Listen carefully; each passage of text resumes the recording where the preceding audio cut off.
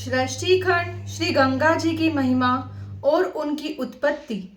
ब्राह्मण बोले, गुरुदेव, अब आप हमें कोई ऐसा तीर्थ बतलाइए जहां डुबकी लगाने से निश्चय ही समस्त पाप तथा दूसरे दूसरे महापातक भी नष्ट हो जाते हैं। व्यास जी बोले, ब्राह्मणों, अविलंब सद्गति का उपाय सोचने वाले सभी स्त्री पुरुषों के लिए गंगा जी ही एक ऐसा तीर्थ है जिनके दर्शन मात्र से सारा पाप नष्ट हो जाता है। गंगा जी के नाम का स्मरण करने मात्र से पातक, कीर्तन से अति पातक और दर्शन से भारी भारी पाप महापातक भी नष्ट हो जाते हैं।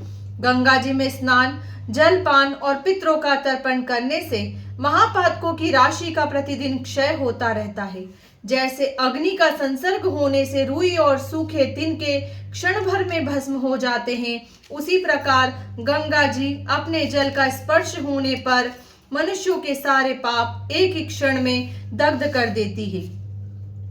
जो विधि पूर्वक संकल्प वाक्य का उच्चारण करते हैं, गंगा जी के जल में पितरों के उद्देश्य से पिंडदान करते हैं, उसे प्रतिदिन 100 यज्ञों का फल होता है। जो लोग गंगा जी के जल में अथवा तट पर आवश्यक सामग्रियों से तर्पण और पिंडदान करते हैं, उन्हें अक्षय स्वर्ग की प्राप्ति होती है। जो अकेला भी गंगा जी की यात्रा करता है, उसके पितरों की कई पीढ़ियां पवित्र हो जाती है। एकमात्र इसी महापुण्य के बल पर वह स्वयं भी तरता है और पितरों को भी तार देता है। ब्राह्मणों, गंगा जी के संपूर्ण गुणों का वर्णन करने में चतुर्मुख ब्रह्मा जी भी समर्थ नहीं है, इसलिए मैं भागीरथी के कुछ ही गुणों का दिग्दर्शन कराता हूँ। मुनि, सिद्ध, गंधर्व तथा अन्य श्रेष्ठ देवता गंगा जी के तीर पर तपस्या करके स्वर्गलोक में स्थिर भाव से विराजमान हुए हैं। आज तक वे वहां से इस संसार में नहीं लौटे। तपस्या, बहुत से यज्ञ, नाना प्रकार के व्रत तथा पुष्कल दान करने से जो गति प्राप्त होती है, गंगा जी का सेवन करके मनुष्य उसी गति को पा लेता है। पिता पुत्र को पत्नी प्रियतम को, संबंधी अपने संबंधी को तथा अन्य सभी भाई बंधु भी अपने प्रिय बंधुओं को छोड़ देते हैं, किंतु गंगा जी उनका परित्याग नहीं करती। जिन श्रेष्ठ मनुष्यों ने एक बार भी भक्ति पूर्वक गंगा में स्नान किया है, कल्याणमयी गंगा उनकी लाख पीढ़ियों का भव सागर से उद्धार कर देती है। संक्रांति, व्यतिपात, चंद्र ग्रहण, सूर्य ग्रहण और पुष्प नक्षत्र में गंगा जी में स्नान करके मनुष्य अपने कुल की करोड़ों पीढ़ियों का उद्धार कर सकता है। जो मनुष्य अंतकाल में अपने हृदय में भगवान श्री विष्णु का चिंतन करते हुए उत्तरायण के शुक्ल पक्ष में दिन को गंगा जी के जल में देह त्याग करते हैं, वे धन्य हैं। जो इस प्रकार भागीरथी के शुभ जल में प्राण त्याग करते हैं, उन्हें पुनरावृत्ति रहित स्वर्ग की प्राप्ति होती है। गंगा जी में पितरों को पिंडदान तथा तिल मिश्रित जल से तर्पण करने पर यदि नरक में हो तो स्वर्ग में जाते हैं और स्वर्ग में हो तो मोक्ष को प्राप्त होते हैं। पर स्त्री और पर धन का हरण करने तथा सबसे द्रोह करने वाले पापी मनुष्यों को उत्तम गति प्रदान करने का साधन एकमात्र गंगा जी ही है। वेद शास्त्र ज्ञान से रहित, गुरु निंदा परायण और सदाचार शून्य मनुष्यों के लिए गंगा के समान दूसरी कोई गति नहीं है। गंगा जी में स्नान करने मात्र से मनुष्यों के अनेक जन्मों की पाप राशि नष्ट हो जाती है और तथा वे तत्काल पुण्य भागी होते हैं। प्रभास क्षेत्र में सूर्य ग्रहण के समय 1,000 गोदान करने पर जो फल मिलता है, वह गंगा जी में स्नान करने से प्रतिदिन प्राप्त होता है। गंगा जी का दर्शन करके मनुष्य पापों से छूट जाता है और उसके जल का स्पर्श करके स्वर्ग पाता है।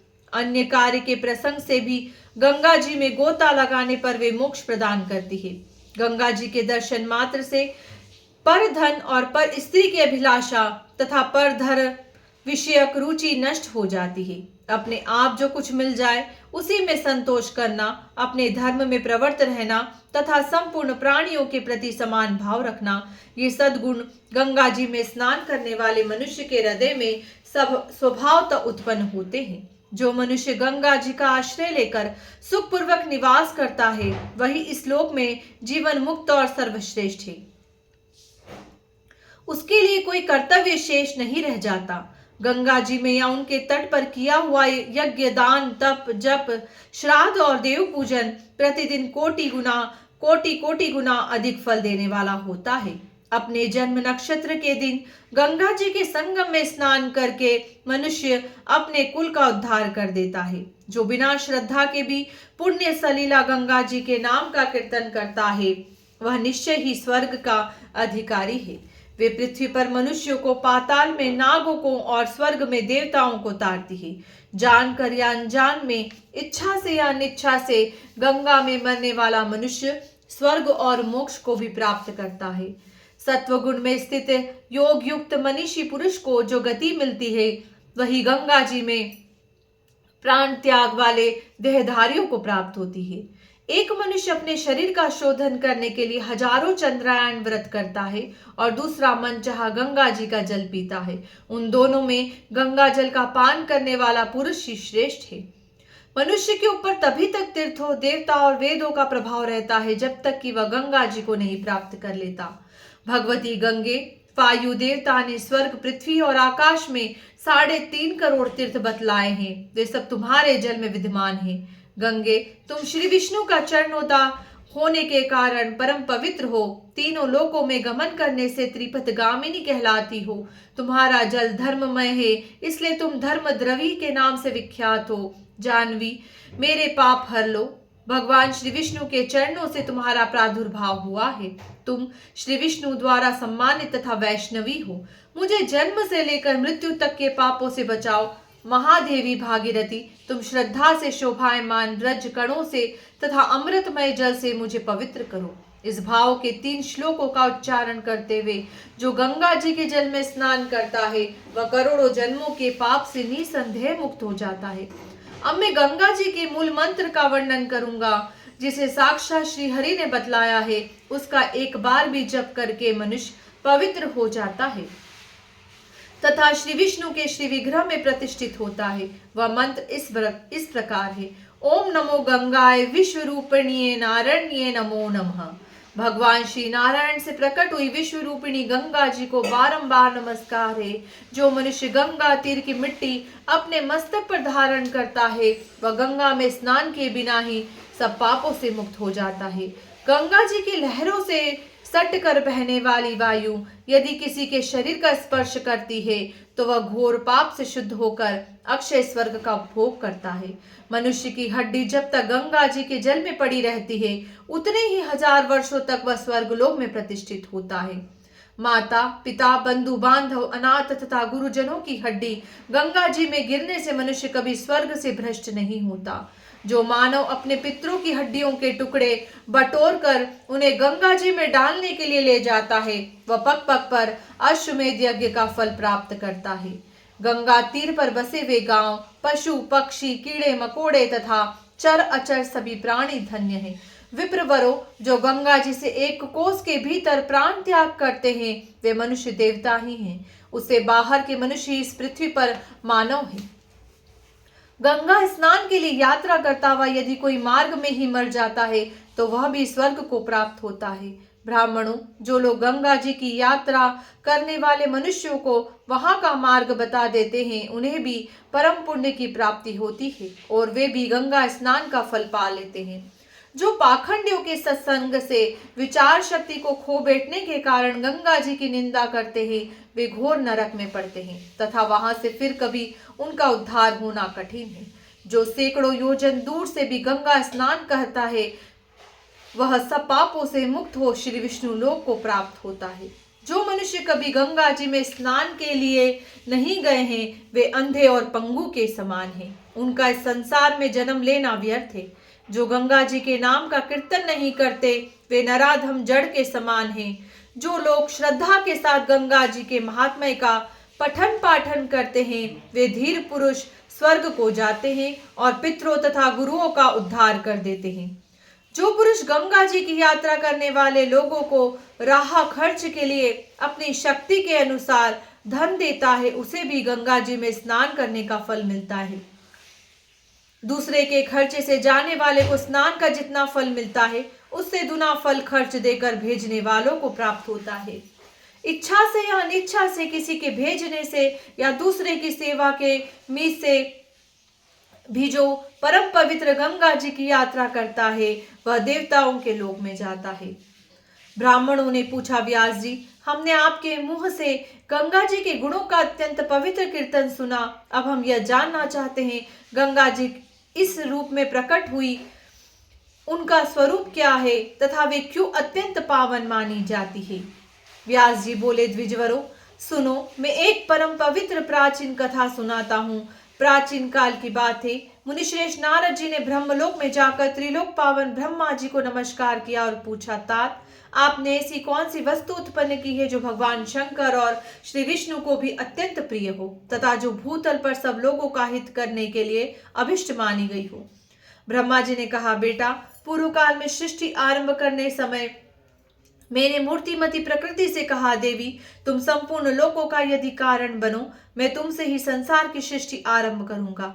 यह सुनकर परा प्रकृति 7 स्वरूपों में अभिव्यक्त हुई गायत्री, वाग देवी, सरस्वती, सब प्रकार के धन धान्य प्रदान करने वाली लक्ष्मी, ज्ञान विद्या स्वरूप उमा देवी, शक्ति बीजा तपस्विनी और धर्म द्रवा, ये ही 7 परा प्रकृति के स्वरूप है। इनमें गायत्री से संपूर्ण वेद प्रकट हुए हैं और वेद से सारे जगत की स्थिति हुई। स्वस्ति, स्वाहा, स्वधा और दीक्षा ये भी गायत्री से ही उत्पन्न मानी गई है। अतः यज्ञ में मात्र का आदि के साथ सदा ही गायत्री का उच्चारण करना चाहिए। भारती सरस्वती सब लोगों के मुख और हृदय में स्थित है तथा वे ही समस्त शास्त्रों में धर्म का उपदेश करती है। तीसरी प्रकृति लक्ष्मी है, जिनमें वस्त्र और आभूषणों की राशि प्रकट हुई है। सुख और त्रिभुवन का राज भी उन्हीं की देन है, इसी से वे भगवान श्री विष्णु की प्रियतमा है। चौथी प्रकृति उमा के द्वारा ही संसार में भगवान शंकर के स्वरूप का ज्ञान होता है। अतः उमा को ज्ञान की जननी ब्रह्म विद्या समझना चाहिए। वे भगवान शिव के आधे अंग में निवास करती है। शक्ति बीजा नाम की जो 5वीं प्रकृति है, वह अत्यंत उग्र और समूचे विश्व को मोह में डालने वाली है। समस्त लोकों में वही जगत का पालन और सहार करती है। तपस्विनी तपस्या की अधिष्ठात्री देवी है। 7वीं प्रकृति धर्म द्रवा है, जो सब धर्मों में प्रतिष्ठित है। उसे सबसे श्रेष्ठ देखकर मैंने अपने कमंडलू में धारण कर लिया। फिर परम प्रभावशाली भगवान श्री विष्णु ने बलि के यज्ञ के समय इसे प्रकट किया। उनके दोनों चरणों से संपूर्ण महितल व्याप्त हो गया था। उनमें से एक चरण आकाश एवं ब्राह्मणों को भेद कर मेरे सामने स्थित हुआ। उस समय मैंने कमंडलू के जल से उस चरण का पूजन किया। उस चरण को धोकर जब मैं पूजन कर चुका, तब उसका धोवन हेमकुट पर्वत पर गिरा। वहां से भगवान शंकर के पास पहुंचकर वह जल के गंगा के रूप में उनकी जटा में स्थित हुआ। गंगा बहुत काल तक उनकी जटा में ही भ्रमण करती रही। तत्पश्चात महाराज भगीरथ ने भगवान शंकर की आराधना करके गंगा को पृथ्वी पर उतारा। वे 3 धाराओं में प्रकट होकर तीनों लोकों में गई, इसलिए संसार में त्रिस्त्रोता के नाम से विख्यात हुई। शिव, ब्रह्मा तथा विष्णु तीनों देवताओं के संयोग से पवित्र होकर वे त्रिभुवन को पावन करती है। भगवती भागीरथी का आश्रय लेकर मनुष्य संपूर्ण धर्मों का फल प्राप्त करता है। पाठ, यज्ञ, मंत्र, होम और देवार्चन आदि समस्त शुभ कर्मों से भी जीवन को वह गति नहीं मिलती जो श्री गंगा जी के सेवन से प्राप्त होती है। गंगा जी के सेवन से बढ़कर धर्म साधन का दूसरा कोई उपाय नहीं है। इसलिए नारद, तुम भी गंगा जी का आश्रय लो। हड्डियों में गंगा जी के जल का स्पर्श होने से राजा सगर के पुत्र अपने पितरों तथा वंशजों के साथ स्वर्ग लोक में पहुंच गए। व्यास जी कहते हैं, मुनिश्रेष्ठ नारद ब्रह्मा जी के मुख से यह बात सुनकर गंगा द्वार हरिद्वार में गए और वहां तपस्या करके ब्रह्मा जी के समान हो गए। गंगा जी सर्वत्र सुलभ होते हुए भी गंगा द्वार, प्रयाग और गंगा सागर संगम इन तीनों स्थानों में दुर्लभ है। वहां इनकी प्राप्ति बड़े भाग्य से होती है। वहां 3 रात्रि या 1 रात निवास करने से भी मनुष्य परम गति को प्राप्त होता है। इसलिए धर्मज्ञ ब्राह्मणों, सब प्रकार से प्रयत्न करके तुम लोग परम कल्याण में भगवती भागीरथी के तीर पर जाओ। विशेषतः इस कली काल में सत्वगुण से रहित मनुष्यों को कष्ट से छुड़ाने और मोक्ष प्रदान करने वाली गंगा जी ही है। गंगा जी के सेवन से अनंत पुण्य का उदय होता है। पुलस्त्य जी कहते हैं, भीष्म, तदंतर वे ब्राह्मण व्यास जी की कल्याणमयी वाणी सुनकर बड़े प्रसन्न हुए और गंगा जी के तट पर तपस्या करके मोक्ष मार्ग को पा गए। जो मनुष्य इस उत्तम परम पवित्र उपाख्यान का श्रवण करता है वह समस्त दुख राशि से पार हो जाता है तथा उसे गंगा जी में स्नान करने का फल मिलता है। एक बार भी इस प्रसंग का पाठ करने पर संपूर्ण यज्ञों का फल मिल जाता है। जो गंगा जी के तट पर ही दान जप ध्यान स्तोत्र मंत्र और देवार्चन आदि कर्म करता है उसे अनंत फल की प्राप्ति होती है।